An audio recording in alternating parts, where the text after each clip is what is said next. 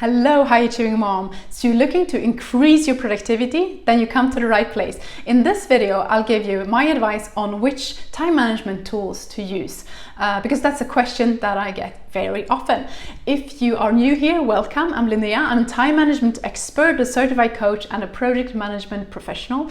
And for the last 10 years, I've been helping teams and individuals to improve their overall ways of working and increase their productivity. And I coach high achieving women on how to get more time for what they love in their lives. And I do this in English, in Italian, and in Swedish. If you're interested in that, go to my website, linneaetzler.com. So in this video, I'll dig into the tools that I use for time management. So I'm not talking about calendars. I definitely advise you to use a calendar like Google Calendar or Outlook or some kind of digital calendar for your planning and for your overall high-level time management. But today we're talking about tools to really measure your time like within one single task, or to limit one task.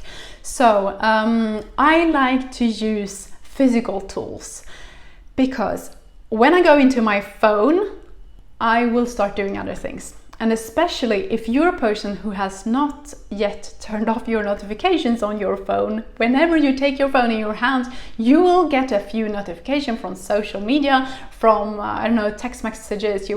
Maybe you will start checking your email. There's so many distractions on your phone. So whenever you pick up your phone, you will kind of lose some time in there. Otherwise, the timer on your phone is a great tool to measure your time. But the tools that I use and that I will show you today are physical tools. So let's start with the time box, time cube. It looks like this.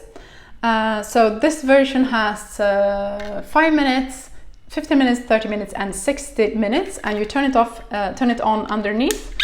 And the side that you put above, is the one that will start the timer. So now it's 5 on top and the timer has just started there.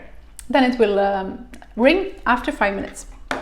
I find that super useful, especially for when you want to set exactly 5 minutes or exactly 15 minutes. You don't need to fiddle with any setting, writing the number of minutes. And I also find it super useful with my kids.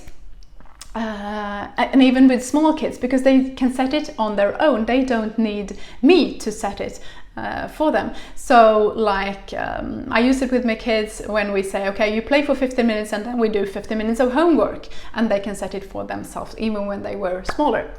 Then we look at the hourglass or sunglass. I find this kind of fun to use because it's really one of the first methods to measure time, and you find them in different colors with different versions. This one is on 5 minutes, but I have them from 30 seconds up to 15 minutes, something like that.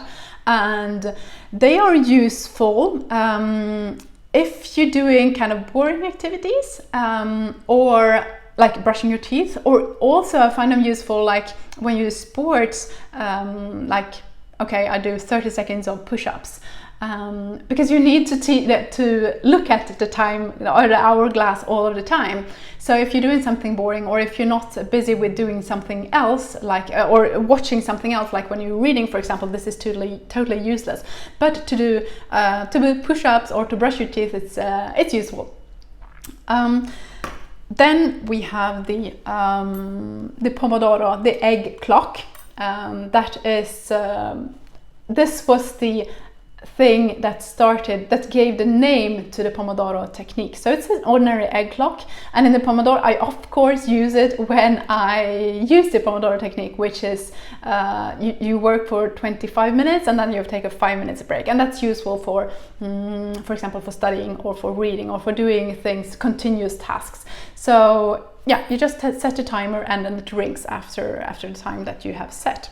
And the last tool that I would like to show you is the time timer. So here you set it and you increase the time like this. And I often use it for my tasks that if I say, okay, I shouldn't spend more than 15 minutes doing this task. So I set it at 15 minutes, I put it on my desk, and then now and then I can glance at it to ensure that I really complete that task within those 15 minutes.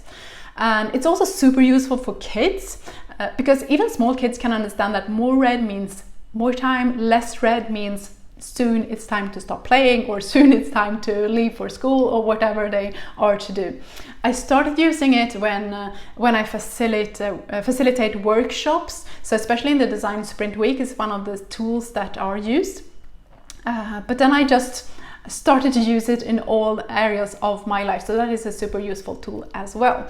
I hope you found this useful. I have a group coaching program, so if you're interested in that, on how to get more time for busy moms, high achieving moms, to become more productive in all aspects of your life, please join us. Go to my website, linneaetzler.com, if you're interested in that. I send you lots of love. Have a wonderful day.